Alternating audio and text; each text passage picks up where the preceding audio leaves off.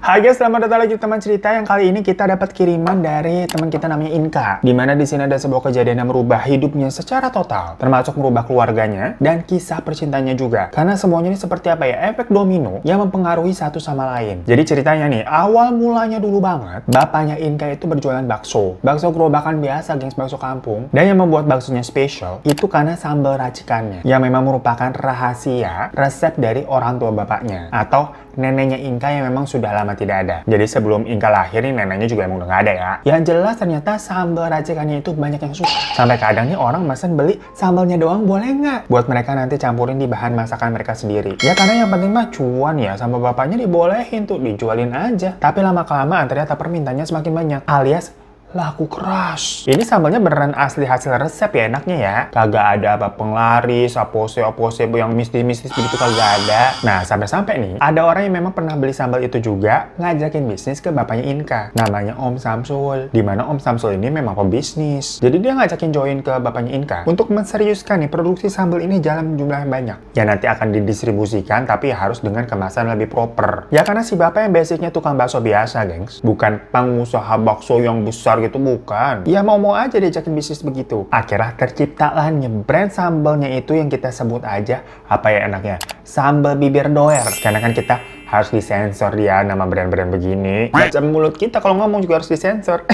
Dan ternyata sukses itu sambalnya. Ya semua itu juga berkat kepiawaian dari Om Samsul dalam berbisnis nih, gengs. Dia berhasil mengekspor sambal tersebut ke berbagai kota yang ada di Indonesia. Sampai punya banyak pekerja, gengs. Hal itu berlangsung cukup lama, bertahun-tahun. Sampai bapak yang tadinya tukang bakso biasa nih, naik kelas karena partneran bisnis sama Om Samsul. Jadi pengusaha sambal, bukan bakso lagi, beda. Nah, saat-saat itu si Inka ini masih SD awalnya. Jadi dia sempat tuh merasakan hidupnya tahu-tahu berubah drastis. Dari waktu SD-nya serba kekurangan, kayak seragam lusuh, tas juga bolong, uang jajan dikit. Tahu-tahu pas sudah naik di beranjak ke SMP, ke SMA, semua bisa dibeliin itu sama bapak. Om Samsul juga sama. Dia ini punya 2 orang anak. Satu cowok namanya Egi, satu lagi cewek namanya Tiara. Yang Tiara ini seumuran sama Inka, beda 1 tahun doang katanya. Dan kalau yang Egi tuh yang cowok, semacam kayak udah dijodoh-jodohin gitu, lucu-lucuan. Kayak ditekin, udah nanti gede kalian barengan aja nih biar bisnis nggak kemana-mana. Jadi di sini bisa dibilang Inka nggak tahu-tahu lahir sebagai anak orang kaya ya. Dia juga pernah tuh ngerasain apa cebok pakai gayung lope-lope, atau keramas tapi shampoo-nya mesti diisi air dulu tuh karena udah habis.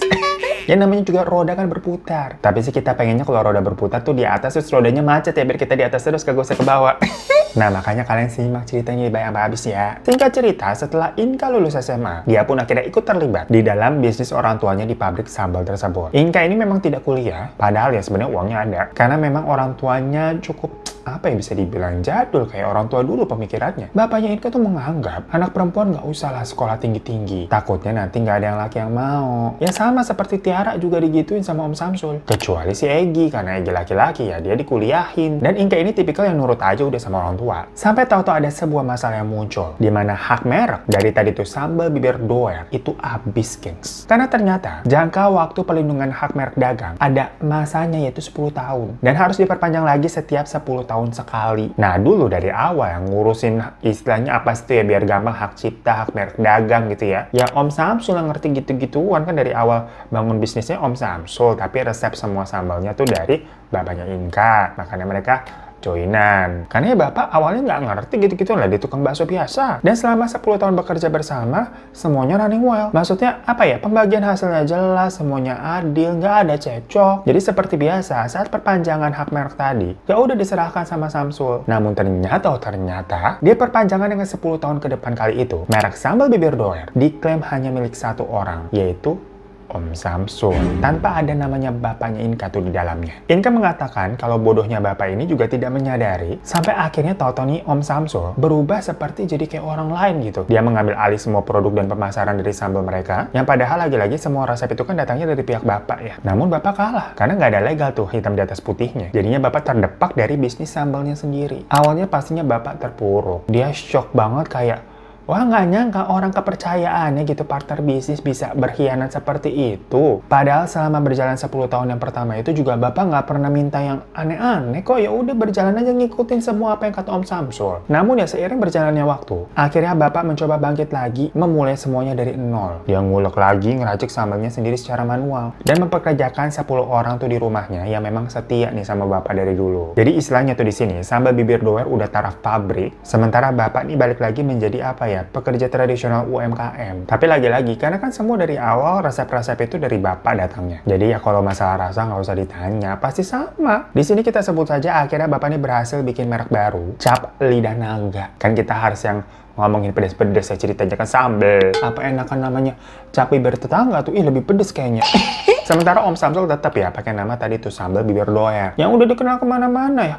Udah 10 tahun berjalan, pasti kalah lah sama yang baru merintis. Nah, dari awal, Inka ini kan memang dijodoh-jodohin sama Egy tuh. Anaknya Om Samsul yang pertama nih sebelum semua ini kejadian. Dan Egy juga sepertinya memang menaruh rasa juga sama Inka. Egy sendiri pun mengaku bener nggak tahu menau tentang perbuatan bapaknya tersebut. Maksudnya kok dia juga nggak nyangka bapak tega begitu. Ya karena semua dibutakan sama uang ya. Namun diam-diam Inka sama Egy tetap berhubungan baik di belakang atau backstreet. Mereka sering ketemuan tuh diam-diam. Dan beberapa kali Egy juga sempat membantu Inka untuk ngasih tuh data-data pemasok bahan ataupun distributor-distributor yang memang belum sempat diambil tuh sama bapaknya Inka di kantor, karena tadinya semua kan dipegang sama memang bapaknya si Egy, Om Samsul ya, yang ngurusin semua bisnisnya. Jadi bisa dibilang di sini Egy cukup agak mengkhianati orang tuanya sendiri, yang dia anggap ya emang bapaknya tuh Om Samsul jahat. Tapi ya gimana? Egy juga nggak bisa berbuat banyak, dia kan nggak punya kekuasaan, hanya sebagai anak aja. Dirinya pada saat itu juga masih kuliah, belum terjun ke dalam bisnis bapaknya itu. Ya cuma kalau bapaknya Inka yang tahu anaknya ini masih berhubungan dengan Egy, itu tentunya nggak setuju lah. Karena kan gimana pun juga Egy ini jelas-jelas anaknya Om Samsul. Si pengkhianat yang culas bin maruk begitu ya. Bapaknya Inka pastinya punya dendam tuh seumur hidup. Cuma yang namanya darah muda,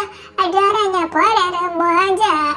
Kita udah lama gak nyanyi ya? Si Inka mah udah dibilangin sama orang tua. Ya, ditentang tuh sama dia tuh. Pokoknya waktu namanya masih muda ya apa yang dilarang malah dilakuin ya. Si Inka menjalin hubungan diam-diam tetap tuh sama si Egy. Padahal Inka ini sudah sampai dikenalin loh sama orang tuanya ke seorang notaris namanya Yuda. Supaya kayak udah lupain Egy. Egy juga kan itu dia masih kuliah. Ya nanti kalau udah lulus ujung-ujungnya pasti kerja di perusahaan bapaknya. Kan kalau udah begitu nggak mungkin bersama dong. Hubungan antara orang tuanya Inka dan orang tuanya Egy kan udah nggak bisa diperbaiki lah kayak begitu. Sedangkan kalau si Yuda-Yuda ini itu kerjanya mah udah lebih jelas. Notaris loh. Anaknya baik, sopan, kayak definisi calon mantu idaman tuh macam Hirotada. Pipip calon mantu.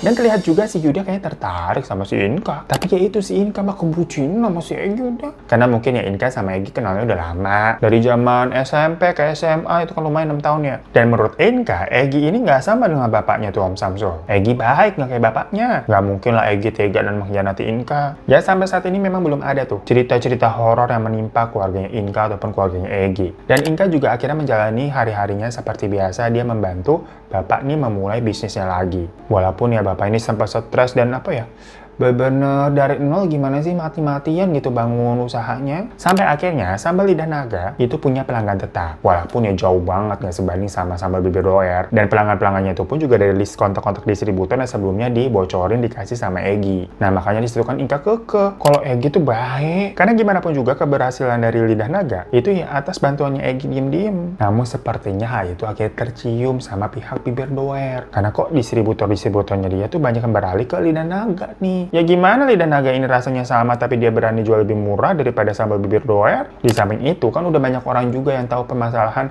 pecah kongsi antara dua orang ini. Dan pas udah nyobain sambal lidah naga, ya sama nih ya. Mereka percaya sebenarnya karena gimana pun juga resep kan dari si bapaknya Inka, jadi kualitas pasti oke punya. Ya walaupun distributor atau pembeli yang bisa diambil kira-kira hanya sekitar 20% doang lah dari si sambal bibir doer. Cuma tetap aja mungkin HI itu dianggap sebagai apa ya, ancaman awal kali ya. Lumayan ketar-ketir tuh sampai bibir doer. Sampai secara mendadak, bapaknya Inka yang tiba-tiba sakit. Yang anehnya sakitnya itu suka kambuhnya malam hari doang. Katanya kepalanya suka pusing gitu, muter-muter. Yang sampai nggak tahan si bapaknya Inka suka mukul-mukulin kening gitu pakai tangan sendiri. Makanya setiap malam nih pernah sampai si bapaknya Inka diikat tangannya di tempat tidur. Tapi nanti kalau udah pagi baru dilepasin nih karena ya udah akan normal lagi. Awalnya keluarga tuh mengira kalau si bapak ini mungkin stres kali ya akan semua kejadian yang menimpanya yang Akhirnya dia harus apa ya, dari nol lagi, namanya udah di sini tuh jatuh, kan pasti orang agak terguncang juga lah mentalnya. Dendamnya pun juga belum reda. Walaupun akhirnya judulnya bisa bangkit lagi, tapi kan masih jauh banget. Ngelihat nih sampai bibir doer yang makin besar, ya pastinya jadi kayak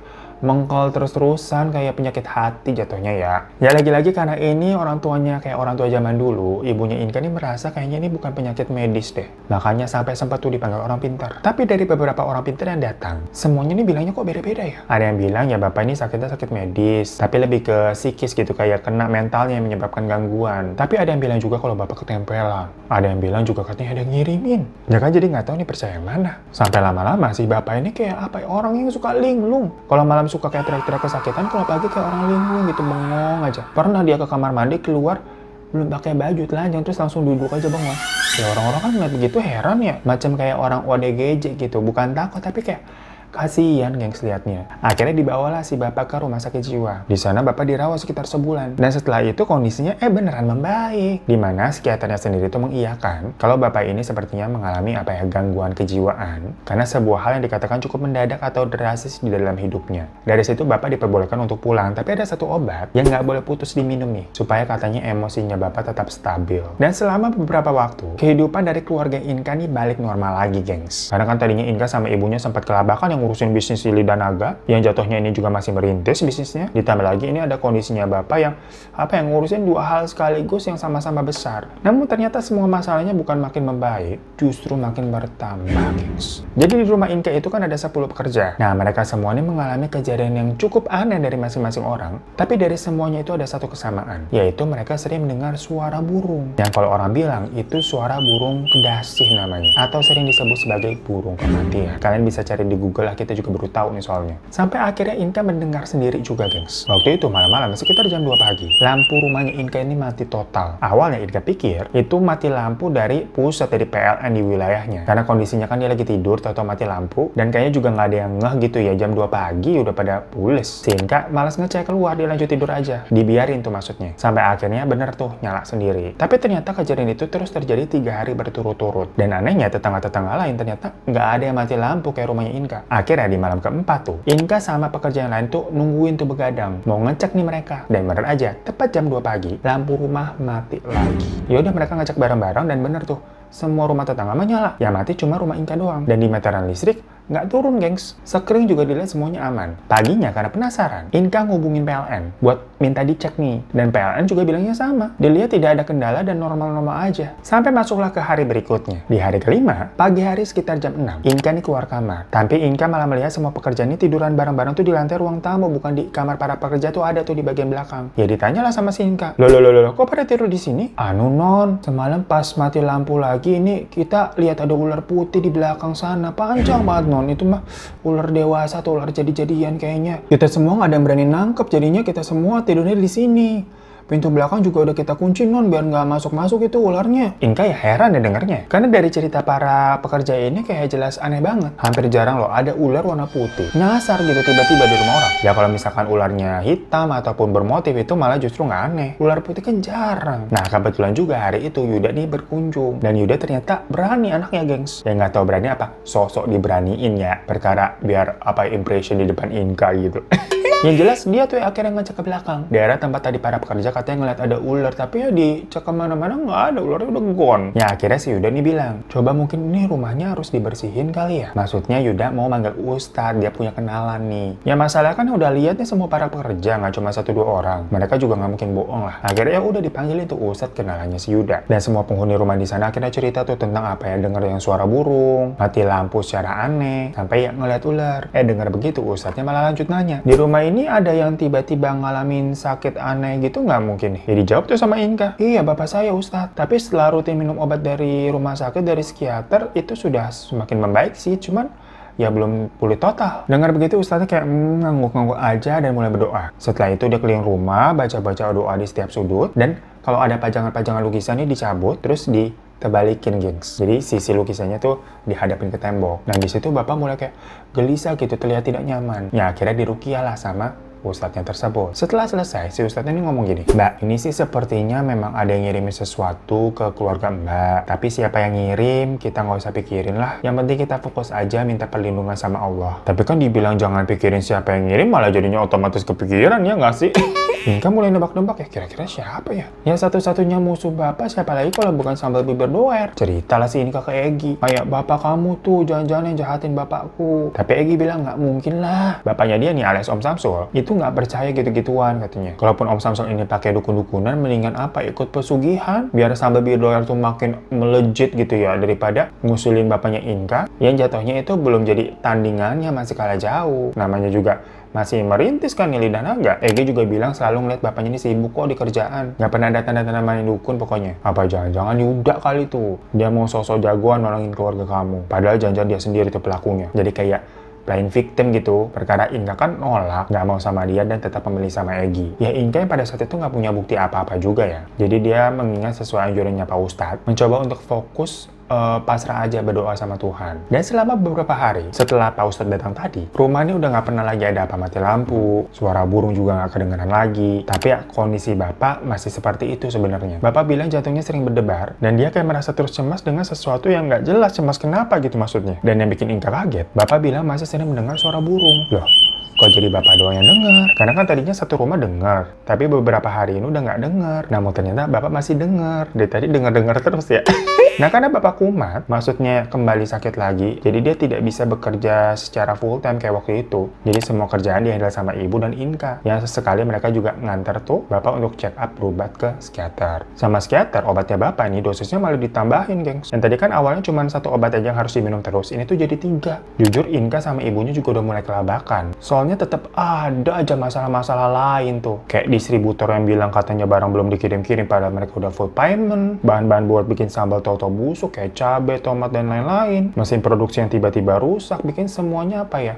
Kuantiti produksi mereka tuh terhambat terus. Kan stres yang ngadepin kayak gitu-gituan. Belum lagi kondisi rumah tuh yang ada misis-misisnya, kondisi Bapak yang begitu. Lah runyam lah pikiran, gengs. Di tengah semua masalah yang menimpa Inka ini, tempat Inka untuk cerita siapa lagi kalau bukan Egi. Karena Egi ini memang selalu menjadi pendengar yang baik dan berusaha bantu sebisa dia. Sampai-sampai waktu itu urusan mobilnya Inka mogok yang benernya juga si Egi. Pokoknya kalau nggak ada Egi, Inka bisa gila kali ya. Nah, sampai suatu hari, Inka nih ditelepon sama salah satu pekerjanya buat katanya cepetan pulang. Ya kirain kan si Bapak di rumah kenapa-napa ya. Taunya sampai rumah nih, pekerja itu laporan mereka baru aja nangkap burung. Jadi ceritanya dari subuh, salah satu pekerja ini dengar lagi tuh suara burung. Setelah sekian lama nggak dengar, tahu dengar suara burung kedasi nggak berhenti-berhenti. Ya karena penasaran dicari, yang ternyata berada di loteng atas. Ada tuh burung kedasi setengah sekarat. Loh kok bisa ada burung di loteng atas? Masuknya dari mana gitu maksudnya? Dibawa turun deh tuh, pas dipegang kok ada ganjel-ganjel gitu di sayap burungnya. Pas dicek, ternyata di sayapnya itu ada semacam gulungan kertas yang kayak disangkutin. Dan pas dibuka, di dalam gulungan itu ada tulisan Arab gundur yang nggak tahu artinya apa. Tapi ada nama bapaknya Inka tuh ditulis di kertas itu juga. Inka yang lihat begitu kan yang merinding ya. Dia panggil aja deh tuh Ustadz yang kemarin untuk dikasih unjuk nih kertas ini apa ya Pak artinya. Sama si Ustadz dilihat, terus tulisannya didoain, terus dibakar sama dia. Sementara burungnya nih sama Pak Ustadz diminta supaya udah dirawat aja semampunya, nggak apa-apa. Nggak usah dikandangin. Nanti kalau udah sembuh juga akan terbang sendiri itu. Cuman kan Inka nanya lagi, tadi tuh kertas apa memang yang dibakar? Kok harus sampai dibakar? Assalamualaikum. Merinding bulu kuduku, ada yang mengintip. Udah nggak usah dibahas. Nah ternyata itu adalah guna-guna dengan metode elemen udara, guys. Nah kan berasa film Avatar ya kan? Kok ada elemen udara?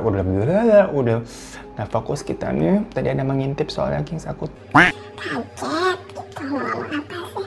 Ini bahas tadi tuh itu metode elemen udara kayak Avatar gitu. Kenapa ada elemen udara? Pak Ustadz bilang kalau katanya guna-guna itu banyak metodenya. Yang salah satunya yang memang bisa melalui melalui metode udara, Biasanya nih, cara kerja sihir dari si dukun itu akan membuat buhul. Nah, buhul itu akan digantung di tempat yang tinggi. Semakin tinggi dan semakin mudah terkena angin, maka si korban ini akan ngerasa semakin parah deh kondisinya. Jantungnya berdebar-debar, perasaannya was-was, perut mual, sampai nggak bisa tidur berhari-hari. Yang mana semua perasaan itulah yang memang selalu dikeluhkan sama Bapak. Tapi katanya biasanya buhul-buhul seperti itu nggak cuma 1 doang, bisa 3 bahkan sampai 5 biji. Dan walaupun buhul itu ditemukan semua terus udah dibakar nih, bukannya nggak mungkin kalau si pengirim atau pelaku akan Ya pasang buku lagi. Tentunya dengan perjanjian baru antara si pengirim dengan dukunnya ya. Makanya Pak Ustadz yang sebenarnya dari awal tahu nih memang ada ngirim kan. Intinya mah meminta kalau keluarga Inka untuk udah fokus aja ibadah, meminta perlindungan. Karena percuma si pengirim ini tuh bisa tadi tuh terus-terusan aja ngirim tanpa henti. Jadi caranya bukan hanya sekedar nemuin buhulnya, tapi ya lebih ke menangis dan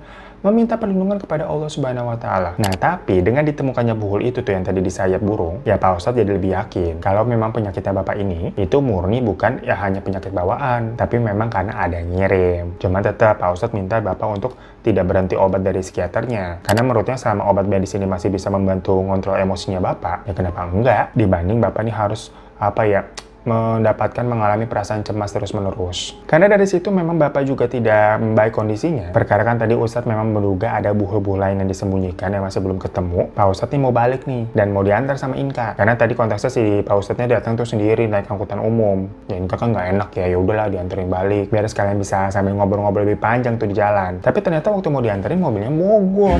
Kenapa nih di starter nggak bisa? Ya emang petunjuk dari Tuhan juga kali ya. Sama Yudi dicek tuh, dibuka kap mesinnya dan lihat-lihat kan apa yang salah. Ternyata air radiatornya kosong jadi mesinnya panas. Ya maklum semenjak Bapak sakit kan Inka semua apa-apa sendiri. Mana ngerti dia seorang perempuan perkara ngisi air radiator apaan itu, buat apa emang airnya? Ya udah si Yudi bilang udah pakai mobil aku aja, aku yang antar. Tapi pas dia mau nutup kap mobilnya si Inka, Yudi ngeliat apa nih kayak ada selipan kertas di antara mesin mobilnya, ya diambil sama dia. Yang ternyata itu adalah salah satu buhul lainnya, gengs. Ya kaget kan? Cuma di sini yang membuat mobilnya mogok itu karena ya air radiator ya, nggak ada kaitannya dengan buhul. Tapi pertanyaan kan berarti siapa yang naruh di situ? Inka ditanya, biasanya siapa nih yang pakai mobil? Ya Inka bilang dia doang, itu mobilnya dia. Di rumahnya nggak ada supir, apalagi semenjak semuanya ditarik kan gitu sama Om Samsul. Cuma ada tadi tuh 10 pekerja yang loyal banget sama Bapak, itu juga kerjanya kan bikin sambel. Di antara mereka nggak ada yang ngerti mesin mobil. Nah terus Inka keingetan, mobilnya waktu itu kan pernah mogok juga nih kayak gini nih. Dan dibenerin sama Egi. Ya tapi masa iya Egi sih? Ya cuma siapa lagi? Akhirnya Inka ngajakin Egi untuk ketemu. Di situ dia minta ditemenin juga sama Yuda. Karena kan mobilnya kagak bisa dipakai. Yang akhirnya Egi ngaku, gengs. Dia tidak mengelak semuanya. Dia bilang dia disuruh sama bapaknya tuh Om Samsul. Karena katanya kalau nggak mau nurut, semua fasilitas dan warisan itu akan ditarik lagi dan dilimpahkan ke adiknya Tiara. Jadinya si Egi tuh gak dianggap anak lah istilahnya. Egi berjanji dan memastikan kalau apa yang diperbuat sama bapaknya Om Samsul tidak akan berdampak apa-apa ke Inka kok. Itu juga perjanjian dari si Egi sama bapaknya jangan ngapa-ngapain Inka. Dan Egi bilang tuh ke Inka, setelah dia bisa nanti menguasai bisnis bapaknya udah diambil alih, dia berjanji akan menikahi Inka dan kabur hidup bersama. Inka kan dengar kayak, nggak berdampak apa-apa gimana? Kamu pikir bapakku sakit nggak berdampak apa-apa ke aku kan gitu ya? Kamu mau menguasai bisnis bapakmu kapan? Orang sekarang aja masih kuliah, bener-bener belum megang apa-apa. Tapi di situ Egi mohon-mohon dan meminta maaf. Yang sepertinya memang Egi ini kayak nggak punya pilihan lain karena dia anaknya Om Samsul, gengs. Nah Inka di situ bilang, ya udah kalau gitu sekarang kita kabur, kita kawin lari, kamu siap? Tapi Egi malah tampaknya kebingungan. Kalau sekarang aku belum bisa, tapi aku janji kasih aku waktu setahun lagi. Katanya begitu. Ya Inka katanya di situ semacam apa ya, terbuka matanya dan menyadari kalau mereka berdua memang nggak bisa bersama. Perkara ya orang tua mereka masing-masing. Ditambah berarti secara nggak langsung Egi ini juga sudah membohongi Inka. Yang mana Egi seperti apa ya, orang yang masih takut akan kehilangan kenyamanan dari harta orang tua. Akhirnya Inka memutuskan untuk berpisah. Tapi untungnya ada Yuda yang terus menguatkan Inka. Setelah perpisahannya dengan Egi, gengs, Inka ini kembali tuh menjalani hidupnya sehari-hari. Yang mana konteksnya kondisi bapak itu memang belum sepenuhnya pulih. Masih ada buhul-buhul lain yang mungkin yang memang belum ditemukan. Karena kan kata Ustadz ada sampai 5 buhul ya. Inka juga sempet tuh ngomongin ke ibunya dia masalah Egi tadi ngomong apa. Dan ibunya juga katanya udah nyadar dari awal kalau semuanya memang perbuatannya Om Samsul, ya siapa lagi. Dan di situ Inka sama ibunya sepakat untuk mencoba untuk menemui Om Samsul. Tapi Om Samsul tuh kayak macem orang yang pura-pura kaget, kayak bapak kamu kenapa gitu, kayak pura-pura nggak tahu gitu. Intinya pokoknya di situ Inka sama ibunya bilang kalau mereka mau menyerahkan semua resep dan segala distributor mereka kayak ke Om Samsul ini. Tapi mereka memang tidak bisa langsung menutup perusahaannya sekaligus karena mikirin nasib karyawan mereka. Nah singkat cerita, Inka akhirnya menikah dengan Yuda dan usaha sambal lidah naga itu tutup total. Bentar ya gengs.